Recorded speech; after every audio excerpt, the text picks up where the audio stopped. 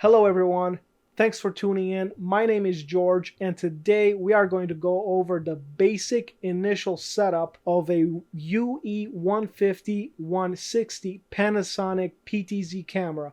And without further ado, let's get straight to it. Now before you initialize your camera, the first thing you have to make sure is that you have a proper power supply. This camera can take 70 to 80 watts, therefore a proper, powerful enough power supply is required. The good thing about this camera is that it will take PoE power, and you can also use a 4-pin XLR power supply. My favorite is the PoE power. If you want to leverage PoE power, you have to ensure that it is PoE++, not PoE+. In this demonstration, I have powered this camera with a 4-pin XLR because I only have a PoE+ switch in my dev environment, and the best practice is to power the camera first and then input the data connection into the Ethernet port. You have to make sure that you do not make the mistake of plugging in a PoE powered cable into the RS serial connector, otherwise you risk terminating your switch. First, we power the camera with our external power supply, then we plug in the Ethernet cable. After doing that, in a couple seconds, your camera should boot up to life and you are ready to initialize the camera.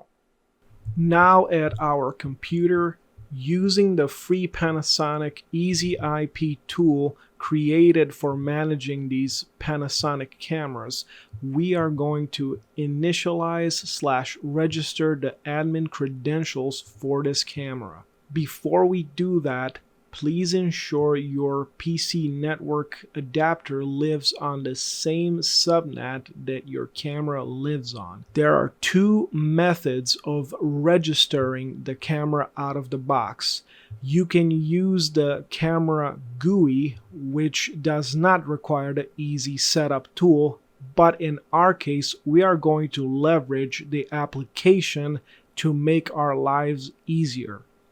To register your camera, select Administrator Registration, ensure your camera or cameras are selected, input your new credentials, select Setup, and in a couple of seconds you should be good to go. Now you can access the camera's complex menu settings using the newly set admin credentials. Additionally, when you set up these cameras, it is good practice to go ahead and perform a camera firmware update. Note, I do not recommend you updating your firmware in the field or right before a program, since it does take up to 1 hour for these UE150s to update. When the camera is finished updating, you should receive a pop-up indicating update completion and you should be ready to use the camera. This concludes this demonstration. Thank you for watching. Don't forget to like and subscribe. Thank you.